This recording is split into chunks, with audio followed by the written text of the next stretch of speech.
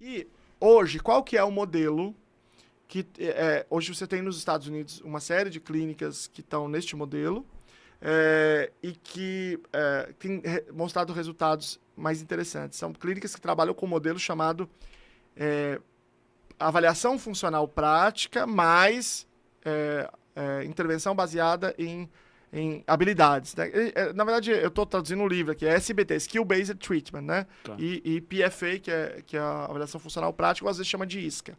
Que o modelo é o seguinte, o cara vai para a clínica e lá a clínica trabalha para reduzir esse comportamento muito, né? E essa clínica, a primeira clínica desse modelo veio para o Brasil agora, que é a nossa clínica de São José dos Campos, é a Luna. E como é que é esse trabalho? Então, é isso que eu vou explicar agora. Esse é um trabalho que já está bem consolidado nos Estados Unidos. Talvez o cara que mais tem publicado nessa área no mundo é um pesquisador americano chamado Joshua Jessel. E ele é o nosso sócio aqui. Ele vem para o Brasil, ele estava esses dias, semana passada. Inclusive, gravei uma vez com ele lá, depois a gente vai soltar. Pô, que massa, cara. E aí ele veio, aí ele vai vir aqui, ele vai treinar toda a equipe e ele vai fazer a supervisão. E aí é o seguinte, qual que é esse modelo? Vamos imaginar que a pessoa tem um comportamento deste nível, sei lá, em qualquer cidade, aqui em Florianópolis, por exemplo, né? Ele vai na clínica e ele não vai conseguir atendimento, porque não tem estrutura. E aí, assim, ó, beleza, eu preciso reduzir esse comportamento. Aí vai no nosso caso, São José dos Campos, mas lá nos Estados Unidos, da cidade que o cara tiver, ele vai para a clínica. E aí vai uma pessoa com ele, que ou é uma pessoa da clínica, né, uma pessoa que vai trabalhar com ele depois, ou é uma pessoa da família, mas o ideal é com uma pessoa da clínica. Vai, e aí durante um mês, aí pode variar, mas é em torno de um mês, a pessoa vai ter o dia inteiro de intervenção, 8 horas por dia, ou sei lá quantas horas, mas em geral, o dia inteiro, para reduzir esse comportamento. Então, vamos imaginar o seguinte, ele bate a cabeça na parede, ele se bate no rosto e ele morde. Então, o comportamento acontece em tal nível, tanta quantidade, vai reduzir bruscamente esse comportamento, e a pessoa que tá acompanhando ele vai aprender como fazer isso.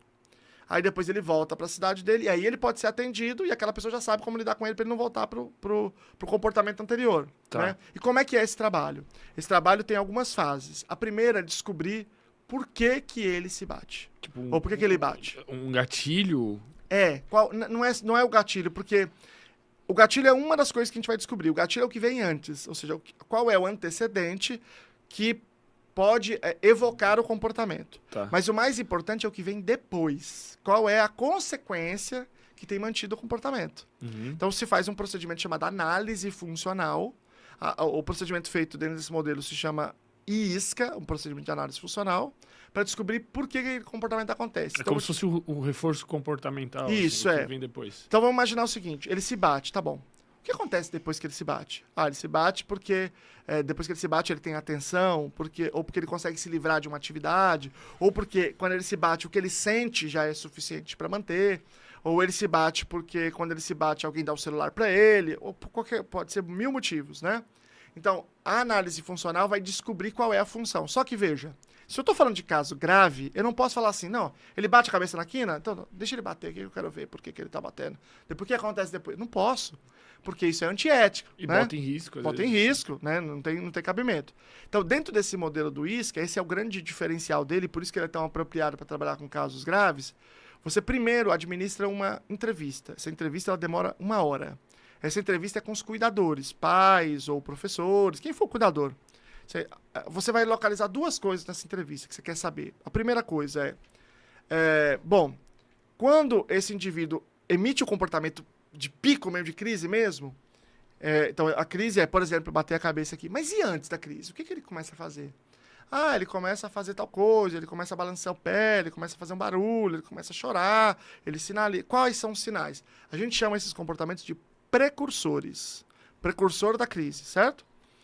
A segunda coisa que a gente vai investigar dentro desse questionário é o seguinte. Bom, quais são as consequências que, em geral, são dadas no passado? A gente não vai fazer o teste agora, mas, em geral, o que você já observou? Ele foge da atividade? Qual é a situação? O que acontece? Aí você tem as hipóteses funcionais. A minha hipótese é a seguinte, é que ele, por exemplo, digamos que seja na escola, tá? Que ele faz isso para se livrar da atividade e para sair com o mediador para andar na escola. Então, eu tenho 2 consequências. Não quer dizer necessariamente uma. Normalmente, são mais de uma. Então, ele se livra da lição e ele anda pela escola com um acompanhante. Tá bom. E quais são os precursores? Digamos, ele começa a bater o pé, depois ele começa a chorar, depois ele começa a bater no rosto e depois é a crise. Então, tá bom. Aí a gente vai fazer, depois de ter a hipótese levantada, o teste. Então, o teste é para submeter à prova. Só que eu não posso fazer o teste submetendo à prova com ele bater na cabeça, porque é antiético e traz risco. Então, eu faço o seguinte, bom, vamos lá. Eu dou a lição, que supostamente, na minha hipótese, é aquilo que é o gatilho. Uhum. E aí, ele começou a bater o pé. Quando ele começou a bater o pé, eu entrego o reforçador. O que eu acho que é reforçador. Então pode sair, não precisa fazer lição, pode sair com o mediador e vai andar para a escola. Aí tu vê se funcionou. Se ele continuar acelerando até chegar na crise, é porque não era isso. Aquela hipótese era furada, não é porque ele queria se livrar e andar. Porque ele já se livrou, ele está andando, ele continua andando em crise. É por outro motivo. Então a gente errou na hipótese. Uhum. Então, mas em geral... Que complexo, cara. Pra você ver como é difícil. Agora, depois a gente faz um outro contexto que a gente não dá atividade. E aí a gente vê se o comportamento começa a escalar ou não. Porque aí não era a prova. A gente tem que entender qual é o gatilho. Se eu não dou nenhuma atividade, não tem atividade nenhuma, e ele começa a escalar, então não era isso. Pode ser o calor, pode ser o barulho da sala, pode ser outra coisa. Aí eu tenho que olhar para outros aspectos do ambiente. Então isso é um processo de avaliação funcional que ele é focado em respeitar a dignidade do indivíduo, em preservar a segurança dele, porque não deixa ele chegar em crise para fazer o teste, e preservar o vínculo. Porque se ele começa a bater a cabeça, ele começa a sofrer, o meu vínculo com ele fica prejudicado, porque isso aqui virou uma péssima experiência para ele. Então eu tenho que, pelo contrário, ter essa experiência bacana. Então digamos que eu já sei qual é o motivo daquele comportamento acontecer. Aí eu tenho 3 coisas que eu tenho que fazer. Primeira coisa que eu tenho que fazer se chama treino de comunicação funcional. O que é isso? Eu preciso ensinar para ele a pedir aquilo que ele quer. Então, na escola, por exemplo, ele está batendo, digamos que ele está batendo para se livrar da lição. Uhum. O que o professor quer ensinar para ele? Fazer a lição. E não é isso que tem que ensinar para ele, a primeira coisa. Tem que ensinar para ele a se livrar da lição, a pedir apropriadamente para se livrar da lição. Quando ele não está mais suportando. Ele está batendo a cabeça pedindo para se livrar da lição. Não é uma boa forma de pedir. Na verdade, ele está se comunicando de certa forma. Precisamente. A gente não está interpretando porque não é a forma convencional. Então a gente vai ensinar ele a pedir para sair da sala. Por isso que eu estou dizendo, é contra-intuitivo. Uhum. Então ele vai pedir como? Digamos que ele seja não verbal. Se ele for verbal, tudo bem, ele pode falar. Mas se não, ele pode me entregar um cartão, ele pode fazer um sinal. Eu acompanhei agora, recentemente um caso que a gente atende, né, na clínica, que era um caso muito, muito sério, muito sério. E quando ele queria, no caso dele não era fugir, ele queria ter acesso ao tablet. A gente comprou um botão, que era um brinquedo, que você grava um som. Então quando ele clicava, dizia, eu quero, porque ele é não verbal, eu quero. Então, eu quero o tablet. A gente ensinou para ele a pedir. Então, em vez dele se bater para ter o tablet, ele dizia, eu quero, e a gente entregava o tablet. Batia. Muito, e batia em todo mundo. E aí a gente substituiu pelo botão. Aí você fala, mas você tá dando tablet pra ele? Sim, porque agora eu tenho que escolher, ou eu dou o tablet ou ele tá batendo e outras pessoas se batendo. Qual que é o pior? Entende? Então, é uma escolha que a gente tem que fazer. É bom se livrar da lição? Não, mas qual que é pior? Bater a cabeça na parede ou se livrar da lição? Entende? Uhum. Então, eu vou ensinar primeiro a ele pedir apropriadamente. Isso chama treino de comunicação funcional. O que vai acontecer se eu ensinar para ele a pedir para se livrar da lição? Ele vai querer se livrar sempre. De todas, exatamente. A gente sabe que é isso que acontece. Mas isso já é melhor do que... Claro. Tá. Então, esse menino, por exemplo, eu quero toda hora que ele quer o tablet toda hora. A gente sabe disso. Aí passa para a segunda fase. Depois que eu já ensinei, toda vez que ele está pedindo apropriadamente. Aí eu passo para a segunda fase. A segunda fase se chama treino de resposta de tolerância. Agora, eu vou introduzir a negativa para ele. Eu vou introduzir o não. Então, ele vai pedir para mim para se livrar? Se livra. Pede de novo? Se livra. Pede de novo? Agora não. E aí eu vou ensinar para ele a concordar. Não, eu vou ensinar ele a me dar uma resposta de concordância. Tá. Então, eu vou dizer assim, agora não, você faz essa atividade, a próxima você pode se livrar. E ele tem que dar um sinal para mim de que ele concordou. Tá? Então, esse sinal pode variar. no caso desse menino que eu acabei de te falar, o sinal dele é fazer um high five aqui, um toque. Então, ele diz... Contigo, com o isso, cuidador, com a pessoa. Então, ele diz, eu quero tablet, eu quero tablet, eu quero. Aí ele fala, agora não, agora tem que fazer tal coisa. Aí faz assim pra ele, ele faz assim, ele faz tal coisa. Mas, eventualmente, se ele ele insiste no eu quero, aí a gente deixa. Entende? porque daí ele começa a dar sinais de crise. Exatamente. Mas isso funciona. Você pode dizer assim, mas não vai funcionar. Funciona.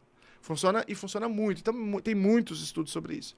E aí a gente introduz o não, a negativa. E aí, quando a gente introduz a negativa, veja, uma coisa é o seguinte, ele tem 50 vezes sim, uma vez de não. Então, a motivação dele para ter uma crise é muito baixa. Porque eu tô dando muitas vezes para ele. Ele aprendeu a confiar em mim, ele estabelecia um vínculo com ele. Não é como na primeira vez, nós mudamos o patamar do debate, entendeu? E aí eu tô dizendo, eu introduzo um pequeno não para ele. E ele faz um pouquinho de atividade, depois eu deixo sim. E aí eu vou aumentando essa quantidade de não. E aí ele tá aprendendo a lidar com esse sentimento do não. Essa frustração, porque, porra, se você tá querendo muito uma coisa, se essa coisa te é negada, isso gera uma frustração, um sentimento, você tem que aprender. Então, eu não vou pegar e falar, não, agora vai ter que fazer 40 minutos de atividade. Não, pode começar com 1 minuto, com meio minuto, depois com 2 minutos. Eu vou aumentando para aumentar a capacidade dele de lidar com essa frustração. É absurdo a evolução. Eu fico imaginando quando... É gigante, cara. Imagina a família lidando com isso. Quando a família vê de novo, né? Porque às vezes a família não vai. Sim. E vocês depois levam a pessoa de volta para casa e ensinam isso. Sim, sim. A pessoa deve chorar. É uma coisa assim, é muito forte isso. Porque é uma transformação total, né? Então você tem a segunda... A gente vai introduzindo não, até que fica com um equilíbrio. Uhum. Então, um exemplo. Eu sou professor, né? Por isso que meus exemplos são sempre de escola, que o negócio é escola. Na sala de aula, todo aluno pede para se livrar das coisas um pouquinho. Professor, posso só tomar água? Pode. Aí ele sai, volta aqui meia hora, água do lado. Ele foi lá do outro lado da escola. Você fala, por que você voltou? A outra lá, do outro lado que é gelada, professor. Isso aqui é quente, professor. Sempre tem uma conversa. Não, ele quer dar uma caminhada. Então, aquele aluno autista também tem uma margem de que ele pode se livrar. Então, eu vou caminhar até um certo equilíbrio, em que ele vai fazer atividade, vai fazer, e ele vai ter uma margem de que ele pode se esquivar também.